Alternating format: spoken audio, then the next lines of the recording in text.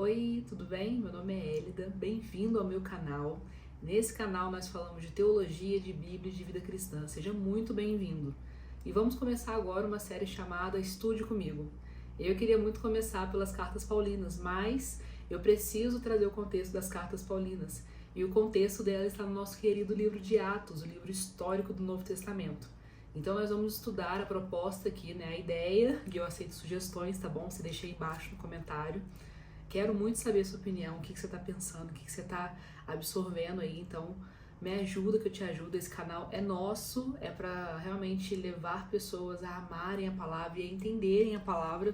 Então eu conto com você, tá bom? E nós vamos começar a estudar Atos, então talvez eu faça de capítulo em capítulo, ou dependendo do conteúdo, de como for, vai ser mais quantidade, né? Vai depender muito, tá, gente? E aí vamos ver. Mas não adianta eu já entrar em Atos 1 se você não conhecer todo o contexto, tá? Então nós vamos sempre ter esse, talvez, método crítico, se eu posso dizer assim, onde nós vamos analisar, né, todo o pano de fundo no qual a história está acontecendo, e aí nós entramos nos capítulos, que aí vai fazer muito mais sentido, tá bom? Combinado? Então nosso estude comigo aí vai começar em Atos capítulo 1. Mas antes, nosso panorama. Então, olha só, sempre que você for estudar a Bíblia, sempre que você pegar um texto, você pegar uma porção, né, pegar alguma coisa para estudar sobre a Bíblia, é muito importante que você entenda o contexto. Por quê?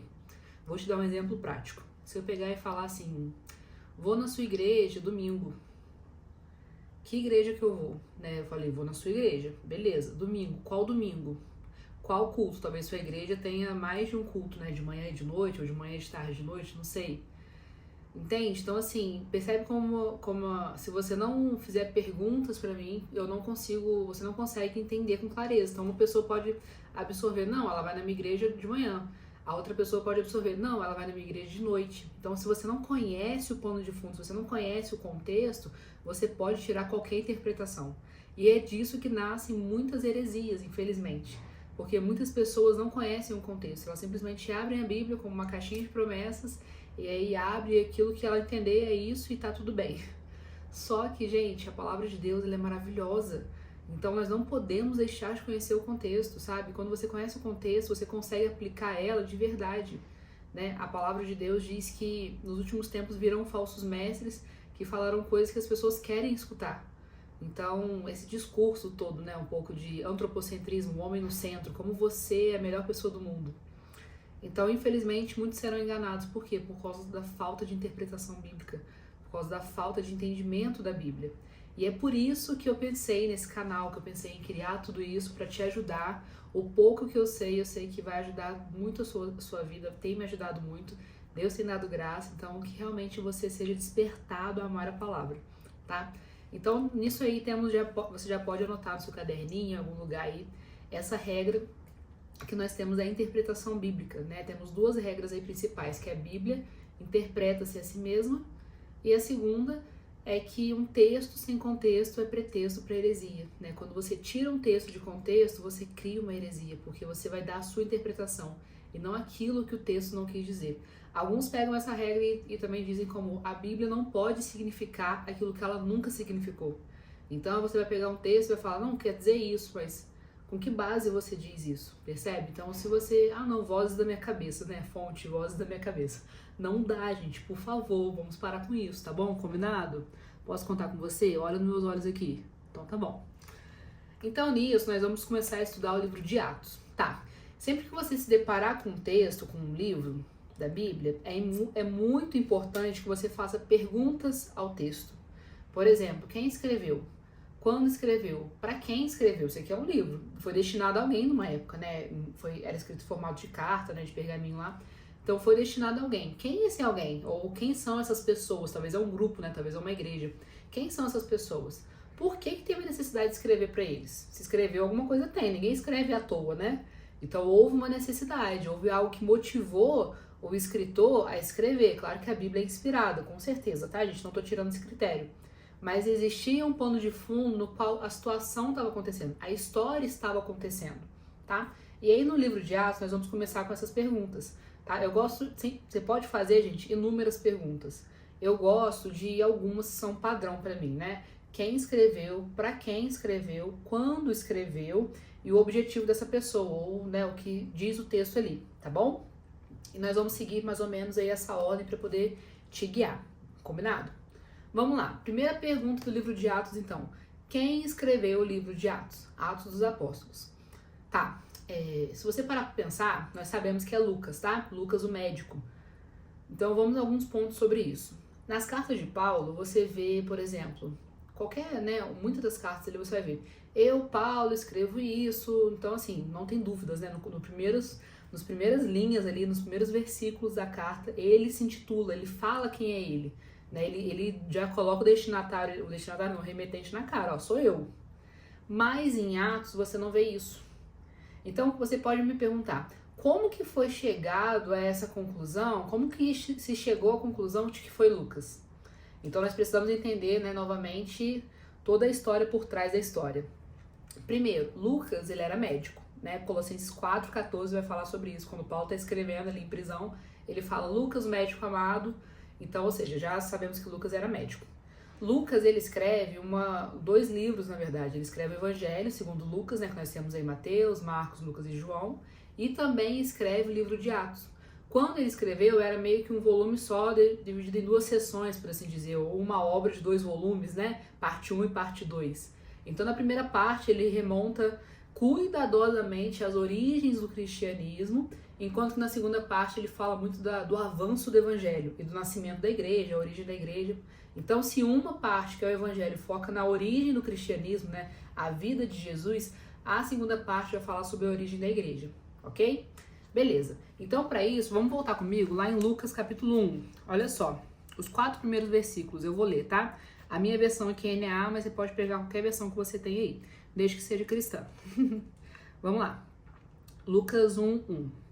Visto que muitos já empreenderam uma narração coordenada dos fatos que entre nós se realizaram, conforme nos transmitiram os que desde o princípio foram deles testemunhas oculares e ministros da palavra, igualmente a mim pareceu bem, depois de cuidadosa investigação de tudo desde a sua origem, dar-lhe por escrito, excelentíssimo Teófilo, uma exposição em ordem para que você tenha plena certeza das verdades em que foi instruído. Então aqui nós temos Lucas, né, falando já até para quem foi escrito, mas novamente você não vê ele falando, eu Lucas, percebe? Então tanto no livro de Lucas quanto no livro de Atos ele não se identifica. Mas existem provas, tanto internas, que quando eu digo internas, eu digo na Bíblia, tá? Existem tanto provas internas quanto externas que provam que foi Lucas. Vamos lá, vamos por partes. Primeiro, provas externas. Quais são as provas externas? As provas externas são aquelas que dizem respeito, né, à questão externa da Bíblia, não está na Bíblia. Sempre que você for analisar um texto, existe a questão bíblica e também existe a questão da tradição. Por exemplo, fulano escreveu um livro, mas, cara, quem estava ali acompanhando ele? Quem estava ali nesse processo? Enquanto a Bíblia estava sendo escrita, a história estava acontecendo, lá em 33 depois de Cristo e em diante. Então, muitos viram, por exemplo, Mateus escrevendo, muitos viram João escrevendo, muitos viram Paulo escrevendo. Então, essas pessoas que viram Paulo escrevendo, que receberam a carta de Paulo, elas são testemunhas fiéis, que elas falam, opa, eu sei que isso aqui é de Paulo, eu vi Paulo escrevendo, eu estava lá. Então, tem tantas testemunhas oculares do ministério e vida de Jesus, quanto testemunhas daquela época, que afirmam, né, não, eu sei que foi ele porque eu estava lá. Então, essas testemunhas são verdadeiras também, que é o que nós chamamos de tradição. A tradição, os pais apostólicos, né, os pais da igreja, eles afirmam a autoria, né, de algumas cartas. Foi fulano que escreveu, eu concordo. Porque, né, existem muitas fontes. Se hoje em dia nós temos muitas fontes, naquela época também eles conheciam pessoas, então essa questão da fonte é muito verdadeira, tá? É muito confiável. Então nós temos aí, por exemplo, um cânon, né, até o cânon Muratori, que ele vai surgir logo no começo e ele afirma que foi Lucas, então ele também é uma prova. Depois nós temos aí Irineu em 180, mais ou menos, se eu não me engano. Isso mesmo, 180, estou olhando minhas anotações aqui. Temos Irineu, que é uma figura importante do cristianismo, que vai afirmar essa autoria de Lucas, vai confirmar pra gente, né? Também temos Eusébio, lá em 300 e pouco, que também vai confirmar. Então, assim, são 3 fontes externas que comprovam pra gente que foi Lucas. Tá, Elida, mas não é suficiente, eu quero agora uma fonte interna. As fontes internas, elas estão aqui na palavra, tá bom? Vamos lá, primeiro ponto. Lucas, ele andava com Paulo, nós sabemos disso pelas cartas paulinas, né? Existe uma influência muito grande ali de Paulo nos escritos de Lucas. Ainda mais que nós acabamos de ler aqui, que você lembra comigo, que Lucas fez o quê? Uma pesquisa detalhada, desde a sua origem. Então, assim, ele pesquisou muito. E tinha Paulo ali que tinha a revelação de Deus, tinha todo mundo ali naquela época. Então tá. Então você já sabe que Lucas teve uma influência de Paulo muito grande. E Paulo andou com muito mais pessoas. Paulo não andou só com Lucas, ele andou com Tito, com Timóteo e por aí vai. Então já sabemos isso aí também. Então, quando eu olho para Atos, eu vejo os registros de Paulo, que me garante que é Lucas que escreveu e não outra pessoa. Então, tá pegando comigo a meada, né? O fio da meada aí. Então, quando eu olho para o Evangelho, você vai ver, por exemplo, no livro de Atos, você vê que a partir do capítulo 16, versículo 10, ele muda a forma de falar. Por exemplo, antes ele falava assim, Paulo foi até tal lugar, Pedro foi até tal lugar. Então você vê sempre que é a terceira pessoa do singular, né? Ele foi, ele fez, ele... Então assim, o Lucas não tá lá, né? Quem escreveu não tá lá. Só que a partir do capítulo 16, você vê, assim, de uma forma bem simples, né? Bem sutil ali, que a pessoa que escreveu esse livro, ela se inclui. Então ali, principalmente com Paulo, né? Quando começa a falar das viagens missionárias na Macedônia, na Grécia, enfim, você vê que ele para de falar, Paulo foi, ele fala, nós fomos, procuramos. Então, ou seja, a primeira pessoa do plural, que sou eu mais quem tá ali. Então, ele se inclui nessas viagens. Então, ou seja, quem escreveu o livro de Atos foi alguém que acompanhou Paulo, ok? E por processo eliminatório, nós temos aí que sobra Lucas. Beleza? Então, até aí estão comigo? Ok, tá. Então, uma das evidências internas é essa, né? Que temos essa parte que começa a falar nós fomos, nós vamos. Além disso, também o vocabulário denuncia, né? Porque Lucas era médico, como o Fábio te disse, a referência lá em Colossenses 4,14. E muito vocabulário, muita questão ali dos milagres de Jesus, né? Quando vai referir a doenças sendo curadas, transformações físicas, tanto em Lucas quanto em Atos, você vê que é um linguajar mais médico, mais sério, mais formal. Então, assim, também denuncia, né, quem era o escritor, tá? As características do escritor. Então, por conta disso tudo aí, né, para só te trazer bastante informação, espero que sua cabeça não esteja esquentando, ok? Então, pausa esse vídeo, respira e volta pra gente poder ir junto até o final. Então, sabemos que foi Lucas, não temos dúvidas disso, tá? Então, Lucas escreveu, então, a primeira pergunta já foi respondida, quem? Para quem? Então, já temos a resposta da segunda pergunta também, que é Teófilo. Lucas escreve para Teófilo, nós vimos isso em Lucas 1, né? Excelentíssimo Teófilo. Se você olhar o livro de Atos também, era muito comum naquela época, quando alguém escrevia o segundo volume de uma mesma obra ou uma continuação, no livro que se escrevia, né, o subsequente ali, era comum nas primeiras páginas ou nas primeiras linhas fazer o resumo, tá? Então você vê que Lucas ele vai fazer isso aqui em Atos, olha só. Atos 1:1.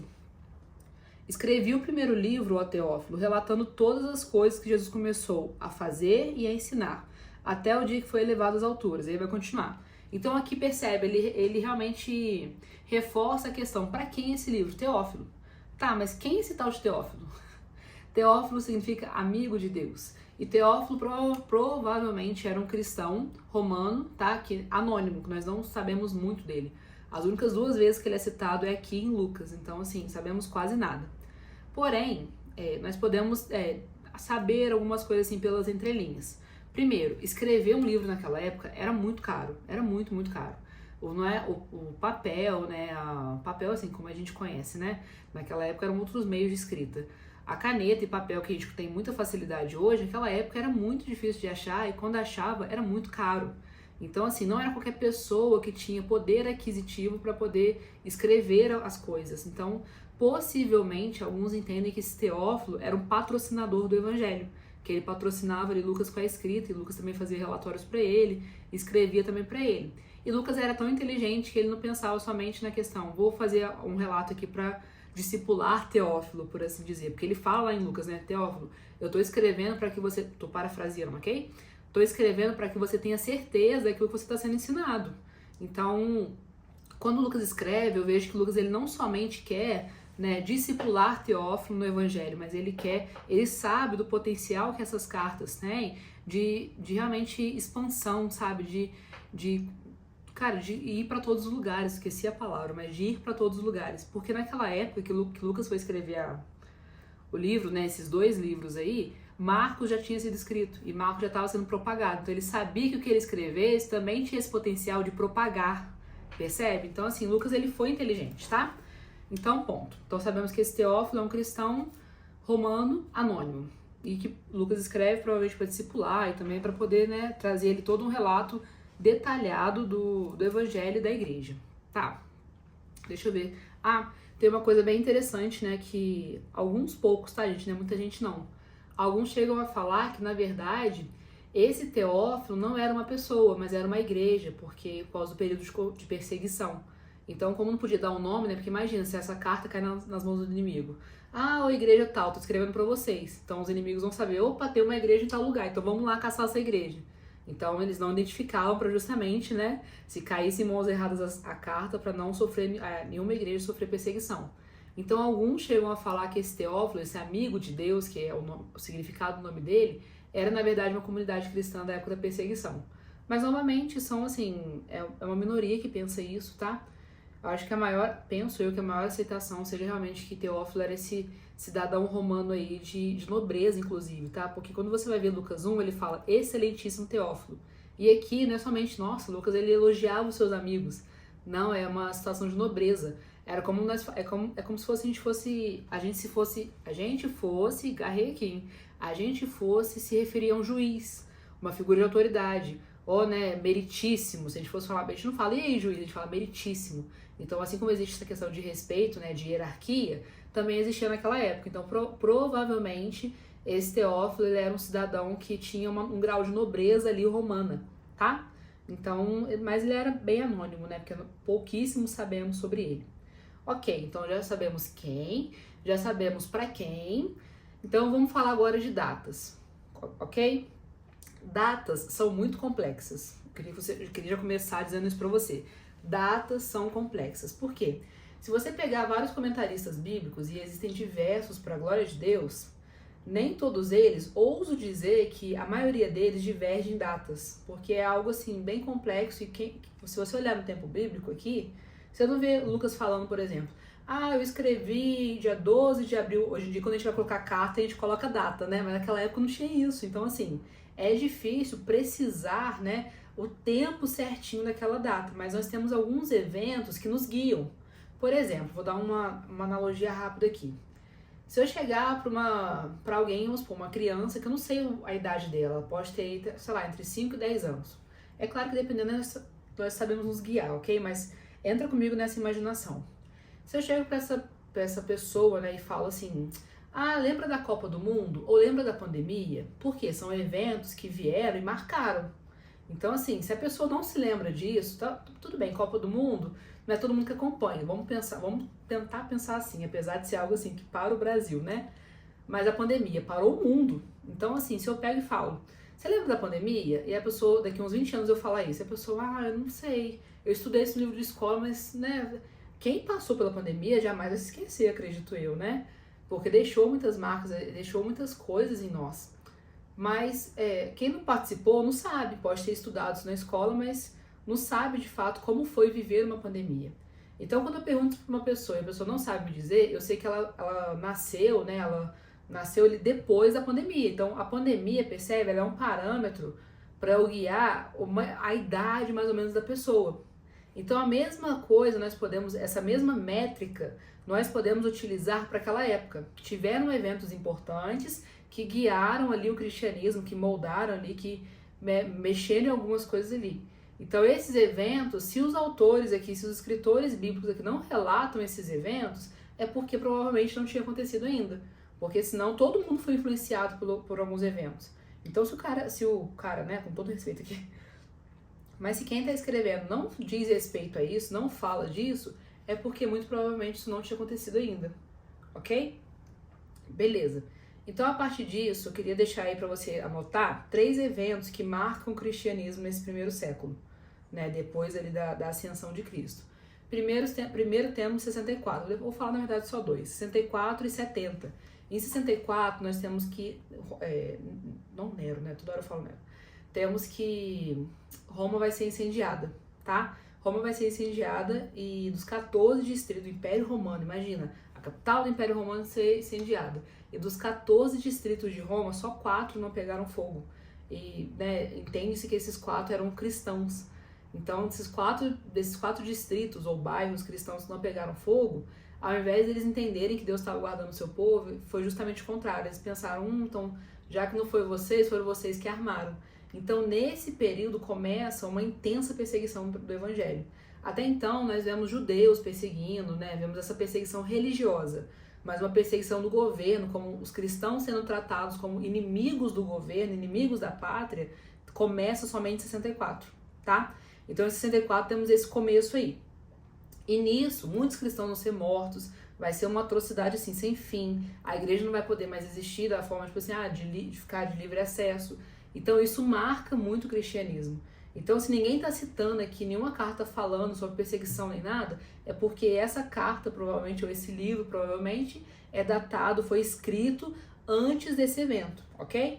E o outro evento aí que nós temos é 70. Em 70 depois de Cristo, temos a queda de Jerusalém. O general Tito Vespasiano vai vir com sua tropa, né, os seus aliados, e vai destruir Jerusalém. Como os profetas já haviam falado, né, nada na Bíblia é novo, graças a Deus por isso, porque Deus ele já vai avisando o seu povo. Acho muito lindo isso.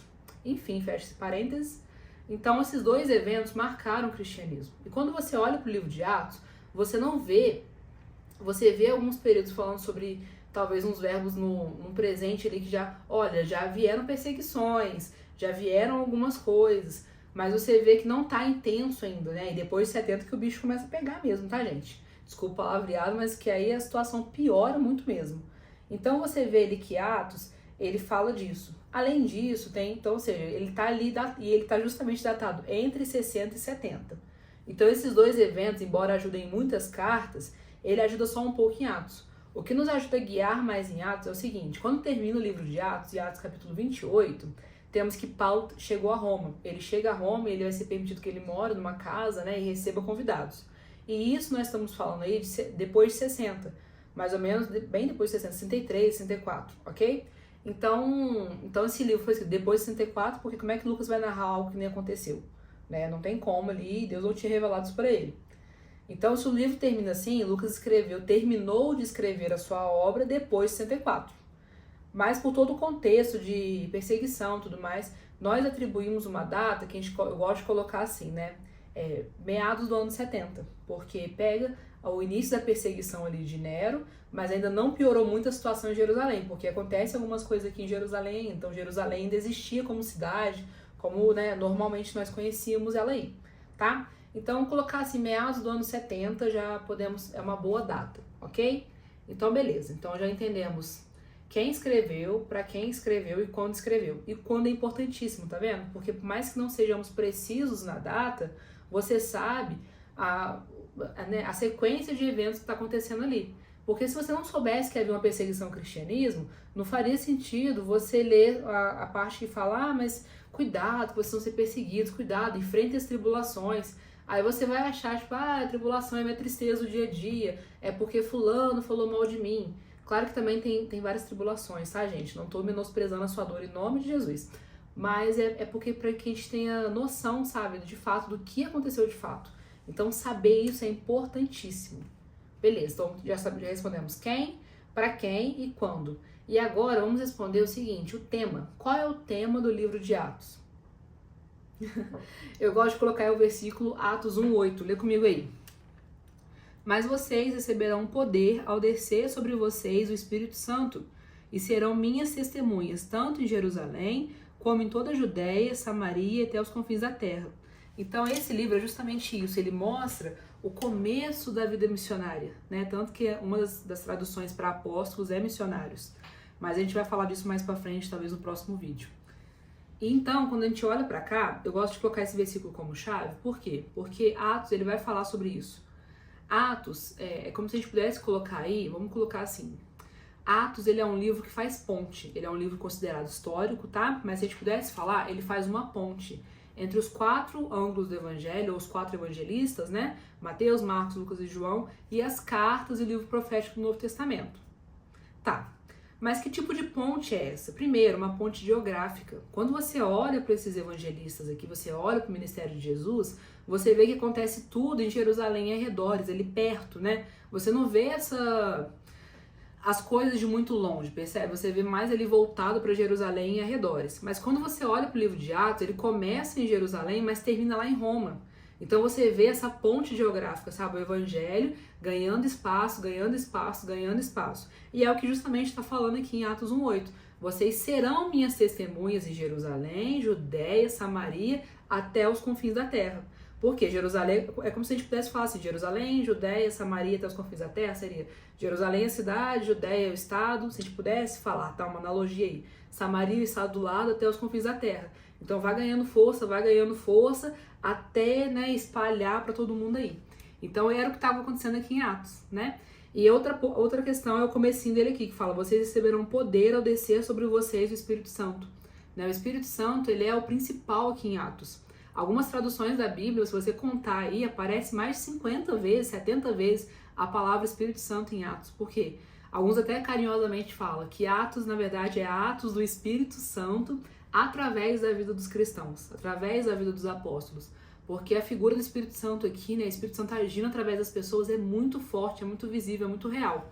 E nisso nós podemos confirmar, né, o que Jesus já havia dito, né? Eu vou para o Pai, mas eu enviarei outro Consolador. E esse outro Consolador há de ensinar tudo a vocês. Então você vê que é justamente o que acontece. O Espírito Santo vem e agora capacita, né? Se receberão poder, eles recebem uma capacitação divina para cumprir o ID. Aquele vão por todo mundo e façam discípulos, ou alunos, né? Depende da sua tradução aí. E alunos é uma tradução para discípulos, tá? Então você vê que eles receberam essa missão, mas Deus não deu somente uma missão, Deus também deu capacidade para eles cumprirem a missão. Então é até uma aplicação que nós podemos fazer aí, né? Já recebe esse manto aí, que Deus não dá uma missão sem capacitação, Ele te capacita. Então se Deus confiou algo a você, se Ele te deu algo, Ele te deu uma missão a cumprir, Ele vai te capacitar para isso, porque é para a glória dEle. Então é sobre isso e tá tudo bem, tá? Então sabemos que é isso aí. E no livro de Atos vemos justamente essa questão, que no capítulo 2, né, tem o evento lá do Pentecostes, e aí vem o Espírito Santo, né, sobre eles, e aí toda a casa estava cheia, enfim. Vamos chegar lá também, não vou explicar hoje, tô me segurando para não explicar nada hoje, pra gente ir caminhando aos pouquinhos aí. Então você vê que esse versículo, ele resume muito bem o livro de Atos, tá? Outra questão, ele é conhecido como Atos dos Apóstolos. A palavra apóstolo significa mensageiros ou enviados. Se a gente pudesse traduzir de uma forma não cristã, né, era muito usado apóstolos como, você vai fazer missões em tal lugar, você vai descobrir novas terras. Então essa pessoa enviada em navios, provavelmente, né, normalmente, eram conhecidos como apóstolos. Então apóstolos e enviados. Por isso que eu disse lá no começo do vídeo que se a gente pudesse traduzir a palavra apóstolo no dia de hoje, né, o ofício apostólico no dia de hoje, é bem parecido com os missionários, né? Os missionários vão, implantam igrejas, eles conhecem os locais, dependendo de como é a sua igreja, não sei, mas é bem parecido com o ofício missionário, tá? Enfim, então esses apóstolos são essas pessoas. Mas aí também existe uma outra questão. Você vê os 12 apóstolos, né? Judas morreu, mas vai ser colocado outro no lugar. Vai surgir também o apóstolo Paulo, beleza. Mas Atos, você só vê praticamente 3 figuras, se você parar para analisar. Pedro, João nem fala muito, mas ele tá lá, né? Nosso discípulo do amor aí, e Paulo.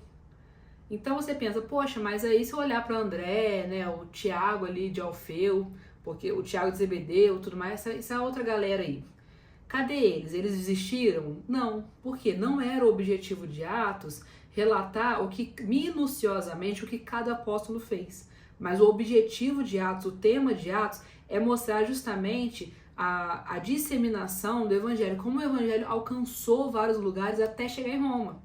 Percebe? Então, como o objetivo dele era isso, de Lucas era esse ao escrever, não faz sentido ele escrever de cada um por um, embora ele tenha escrito até sobre Filipe em Samaria, né?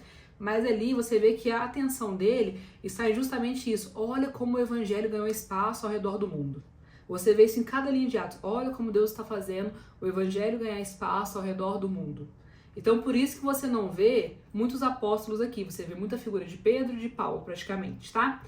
Beleza, então já entendemos isso também. Tanto que você olhar do 1 ao 12, você vê a maioria de Pedro, né? Pedro fazendo, Pedro em Cornélio, Pedro Só que quando chega no capítulo 13, quando começa a narrar as viagens ali, a figura de Paulo começa a ganhar muito espaço, tá? Então é isso, beleza. Atos dos Apóstolos. Deixa eu ver se eu tô esquecendo alguma coisa aqui.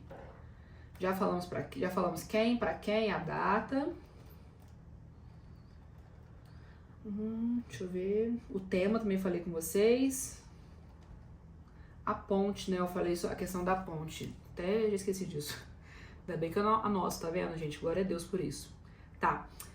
A ponte, ela existe em 3 aspectos. Primeiro, a ponte, ela existe no aspecto geográfico, onde o evangelho agora ele sai um pouco de Jerusalém e arredores e vai até Roma. Então, podemos dizer que o livro de Atos, ele serve como uma ponte histórica, onde mostra realmente, né, a propagação do evangelho. Além disso, ele também não deixa de ser uma ponte histórica, porque ele cobre ali, né, quase 40 anos, os primeiros 35 anos, por assim dizer, da igreja, né, a formação da igreja. Então ele é uma ponte tanto geográfica, que mostra a propagação do evangelho, como também é uma ponte, né, ali, histórica, quanto uma ponte bíblica, teológica, se é que assim podemos dizer, que vai mostrar pra gente como foi formada as primeiras comunidades, e quais eram as regras, quais são as leis. Agora o gentio aceitou Jesus, o que ele tem que seguir, o que ele não tem que seguir, como é a vida pós-Cristo, quais são as regras, quais são as leis.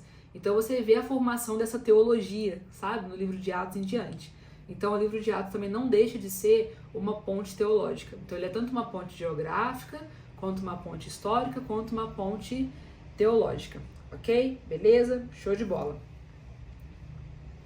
Vamos lá. Tá. Vou terminar com esses 2 pontos aqui. Já respondi praticamente os 4 pontos principais, agora só umas curiosidades. Alguns chegam a falar que Lucas escreveu o livro de Atos para defender Paulo, porque quando ele termina aqui o livro de Atos, Paulo está preso em Roma. Então existe uma questão ali de defesa de Paulo, né? Então alguns falam que Lucas escreveu esse livro para defender Paulo, mas assim, não sabemos, né? Infelizmente não tem como afirmar que é ou que não é.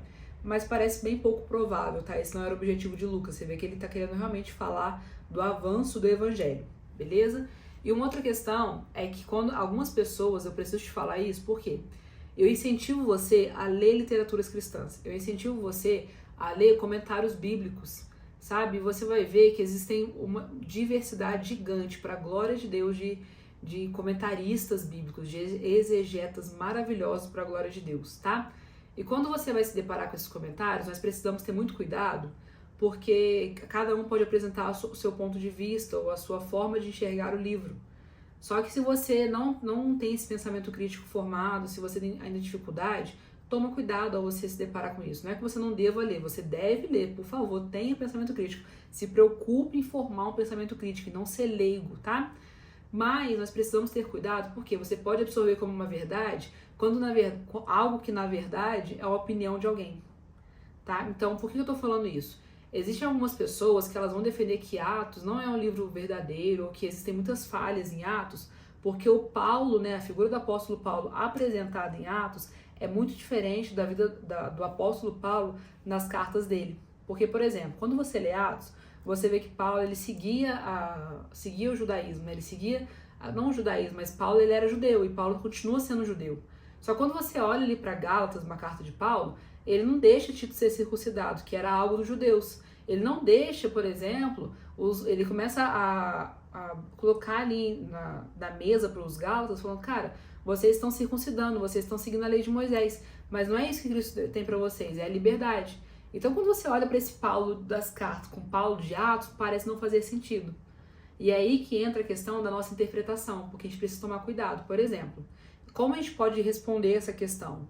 Primeiro, Paulo, ele era um judeu de nascença e também, né, um cidadão romano. Paulo, ele aceitou Jesus no caminho de Damasco, quando Jesus apareceu para ele caiu, não sabemos se do cavalo, ou da própria altura, ou do camelo, não sabemos, mas ele caiu.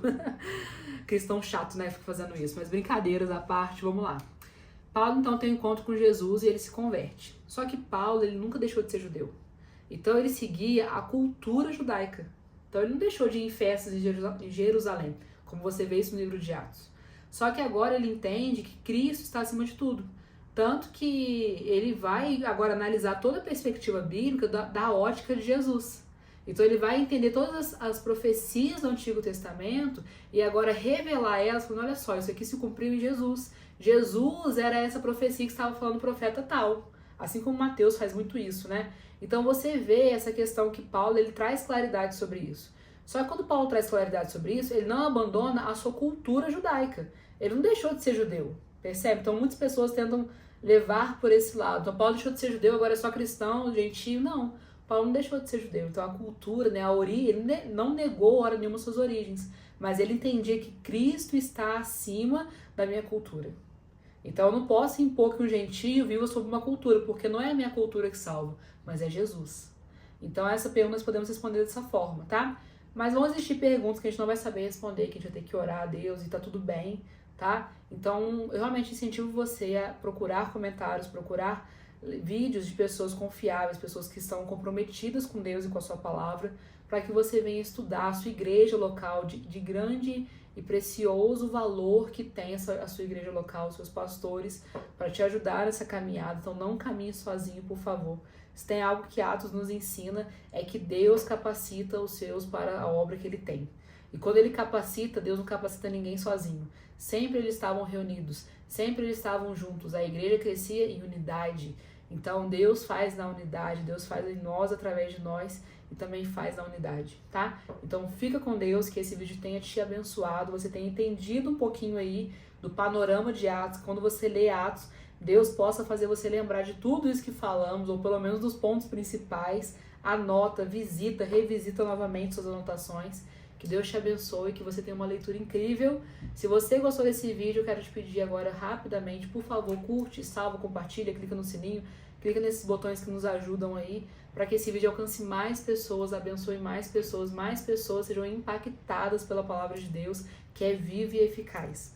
Tá bom? E deixe seu comentário aí, me fala o que você achou, sugestões, não entendi alguma coisa, pra gente poder caminhar junto nisso aí. Tá joia? Um abraço, fiquem com Deus.